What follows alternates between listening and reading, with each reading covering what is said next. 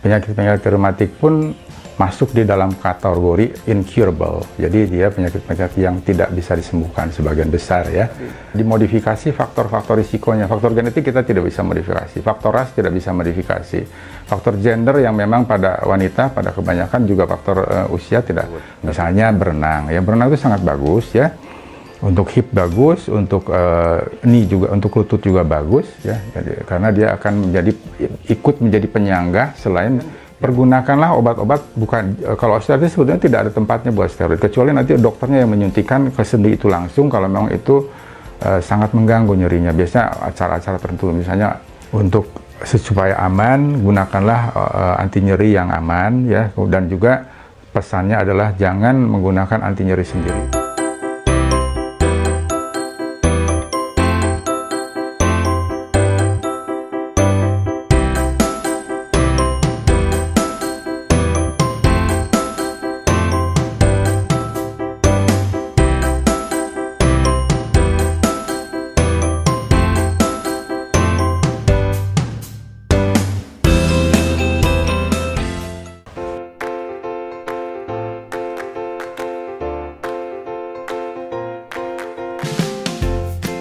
Halo sahabat Ruang Dokter yang semoga pada hari ini sehat. Assalamualaikum warahmatullahi wabarakatuh.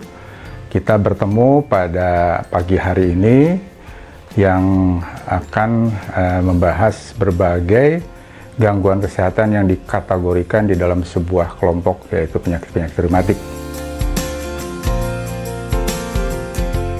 Seperti halnya penyakit-penyakit yang ditangani oleh para ahli penyakit dalam, penyakit-penyakit reumatik pun masuk di dalam kategori incurable. Jadi dia penyakit-penyakit yang tidak bisa disembuhkan sebagian besar ya.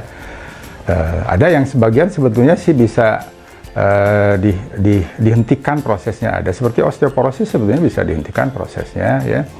Kemudian juga osteoartritis bisa dihentikan asal itu tadi dimodifikasi faktor-faktor risikonya. Faktor genetik kita tidak bisa modifikasi, faktor ras tidak bisa modifikasi, faktor gender yang memang pada wanita, pada kebanyakan juga faktor usia tidak. Tapi kalau faktor obesitas kan sebetulnya bisa. Dan tetapi itu selalu mak-mak bilang susah dokter gitu ya. Nah itu. Nah kemudian penyakit-penyakit yang ada kaitan dengan metabolisme, misalnya penyakit kristal. Ya, penyakit kristal itu sebenarnya bukan saja asam urat ya, karena nanti ada juga kristal yang lain adalah misalnya pirofosfat dehidrat dan yang lainnya hidroksiapatit. Nah itu sebetulnya bisa dengan mengendalikan makanan-makanan. Walaupun sebetulnya memang untuk penyakit yang terkategori penyakit metabolik itu memang secara genetik dia punya enzim tertentu yang memproduksi asam urat lebih dibanding rata-rata orang normal. Jadi dia overproduction. Tapi sebetulnya lebih banyak lagi adalah kelompok lain yang dia sebetulnya produksinya sama aja dengan yang lain, hanya ginjalnya pintunya sempit untuk asam urat itu. Jadi dia namanya under excretion. Jadi dia kurang mengeluarkan. Jadi nanti secara kumulatif maka asam urat yang di dalam darahnya selalu dalam keadaan levelnya di atas normal. Bagaimana kita menyikapinya, apalagi misalnya untuk penyakit-penyakit autoimun adalah ya kita mengendalikan aktivitas penyakitnya. Ya kita tidak bisa menghilangkan genetik, tidak bisa. Tapi kita bisa memodifikasi agar pencetusnya tidak terus-terus ada. Misalnya tadi kalau misalnya orangnya memang dulu memang dipercaya bahwa yang mengalami intoleransi gluten itu hanya orang-orang dengan autoimun tertentu, misalnya penyakit peradangan pada usus besar ya yang kronis, atau pada celiac disease, penyakit celiac. Tetapi sekarang penelitian terbaru menyebutkan bahwa 85% orang-orang dengan penyakit autoimun itu ternyata dia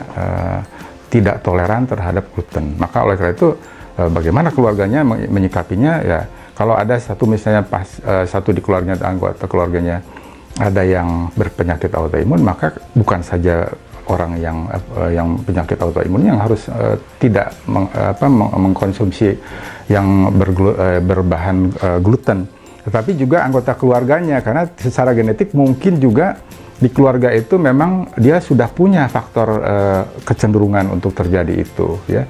Jadi pada dasarnya saya suka mengistilahkan itu kita jaga apa yang kita masukkan ya, karena tadi dia harus halal, dia juga harus thayyib gitu. Jadi kemudian ya tentu saja karena memang tidak bisa disembuhkan dalam arti kata nanti dihilangkan sama sekali faktor risikonya, maka ini pengobatannya harus dilanjutkan.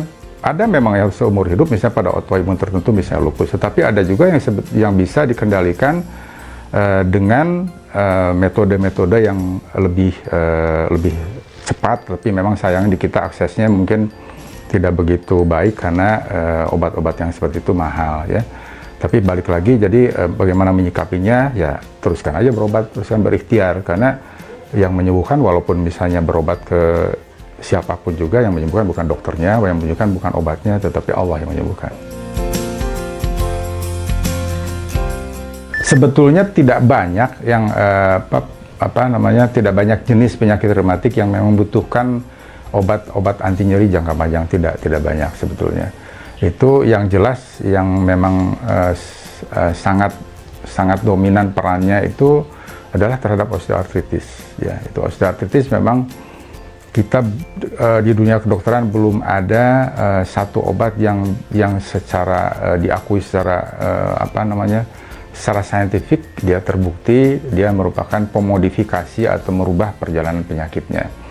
Ada upaya-upaya ke arah itu, misalnya glukosamin, kontrolitin, ya, kemudian juga misalnya diaserin, tetapi ternyata itu juga tidak selalu memuaskan, ya. Jadi, tapi untuk penyakit-penyakit yang lain seperti misalnya artritis reumatoid, kemudian lupus, ya, kemudian juga penyakit-penyakit reumatik yang lain tidak membutuhkan obat-obat anti nyeri terus-menerus sebetulnya. Nah, yang paling kita khawatirkan sebenarnya obat anti nyeri itu adalah obat antiinflamasi non steroid, contohnya misalnya diklofenak sodium, ya, ibuprofen, misalnya kemudian naproxen, ya, piroxicam terutama itu yang sangat, memang dia enak karena anti radangnya kuat, anti nyerinya juga kuat, murah lagi, satu kebet itu paling juga Rp500, jadi satu biji 50, tapi memang dampaknya itu kalau dipergunakan jangka panjang tidak saja bikin perdarahan usus, tapi juga perdarahan gangguan pada ginjal. Nah,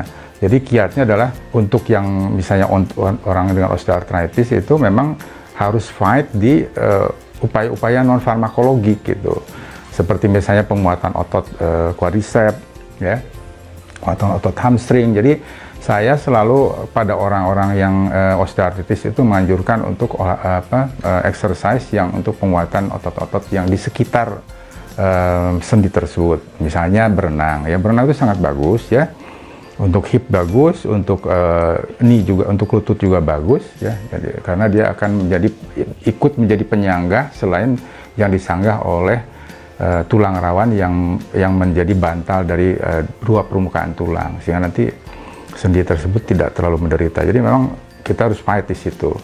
Kemudian pergunakanlah obat-obat, bukan kalau osteoartritis sebetulnya tidak ada tempatnya buat steroid, kecuali nanti dokternya yang menyuntikkan ke sendi itu langsung kalau memang itu sangat mengganggu nyerinya. Biasanya acara-acara tertentu, misalnya dia menikahkan putranya, dia harus berdiri lama berjam-jam, nah dia tidak bisa menunggu obat itu bekerja, maka biasanya dokter memberikan suntikan steroid ya. Tapi kalau untuk secara dikonsumsi steroid untuk jangka panjang, kalau untuk osteoartritis itu sangat tidak dianjurkan. Jadi pilihlah obat yang lebih aman, biasanya paracetamol. Cuman paracetamol beda memang, kalau untuk meriang, untuk panas itu kan hanya 500 mg, 3 kali satu. Tapi kalau untuk nyeri, maka minimal kita harus makannya 2 tablet kalau yang 500 mg, jadi 1000 mg. Itu lebih aman ya. Walaupun para ahli juga masih ada yang berpendapat bahwa ternyata paracetamol kita harus hati-hati terhadap gangguan faal hati kalau itu misalnya dipergunakan lebih dari 3 gram sehari, berarti 3000 mg sehari. Tapi jarang sih yang sampai harus menggunakan lebih dari 3000 mg ya. Nah, yang kedua juga yang nanti akan tergantung dengan obat antiinflamasi non steroid adalah pasien-pasien reumatik yang kategorinya adalah spondiloartropati. Spondiloartropati itu cirinya adalah biasanya autoimun yang beda dari yang lainnya, yang lebih senang mengenai kaum wanita, ini biasanya mengenai kaum pria dan juga pria muda, biasanya pada umur belasan tahun, SMP, SMA itu sudah mulai. Dan ciri khasnya adalah dia mengenai tulang belakang ya, tulang belakang. Jadi dia bisa sakit pinggang, susah menoleh ya, kemudian lama-lama dia nyeri pada kedua panggul, dan kemudian jadi terjadi akhirnya nanti posturnya membongkok. Nah, ini pada pada pasien-pasien seperti ini memang obat-obat anti reumatik yang terkategorikan pemodifikasi perjalanan penyakit yang ada di Indonesia, yang standar, yang bisa diakses oleh masyarakat dengan tidak terlalu mahal, dan juga disediakan melalui formulir nasional oleh pemerintah, ya bagus sekali, itu sangat membantu. Nah itu untuk ankylosing spondylitis itu belum ada yang betul-betul seperti orang dengan rheumatoid arthritis atau lupus. Kalau untuk rheumatoid arthritis, lupus itu sudah lebih baik lah. Jadi artinya obat itu bisa mempan walaupun dia bukan obat kategori paling mahal gitu. Nah, tapi kalau orang untuk ankylosing ini atau spondyloarthropati, dia harus menggunakan obat-obat yang namanya biologic agent. Jadi satu obat yang diinfuskan atau disuntikan di bawah kulit yang dengan berat molekul besar dan harganya juga sangat besar gitu ya. Jadi bisa sampai puluhan juta, untuk 1 tahun aja bisa sampai ratusan juta, dan kita belum bisa aksesnya ke situ ya. Jadi pemerintah umumnya belum, karena memang belum waktunya barangkali karena kemampuan. Jadi kembali lagi, untuk supaya aman, gunakanlah anti nyeri yang aman ya, dan juga pesannya adalah jangan menggunakan anti nyeri sendiri, karena walaupun seaman apapun paracetamol tetap harus tidak di bawah kendali dokter. Jadi ibaratnya obat-obat itu, apapun obat itu, bagaikan mobil. Jadi kalau seandainya mobil itu harus dikendalikan oleh supir, maka kalau obat-obatan itu yang mengendalikan adalah dokter. Jadi dokter itu adalah supirnya obat-obatan. Oke, sahabat ruang dokter yang semoga dimuliakan Allah ya. Tadi kita sudah berkenalan dengan berbagai penyakit-penyakit reumatik ya, dan tadi ada topik khusus yang sudah disampaikan. Mudah-mudahan itu menjadi sebuah tambahan wawasan ya, yang nanti akan bisa dipraktekkan di dalam kehidupan sehat sehari-hari. Makasih. Salam.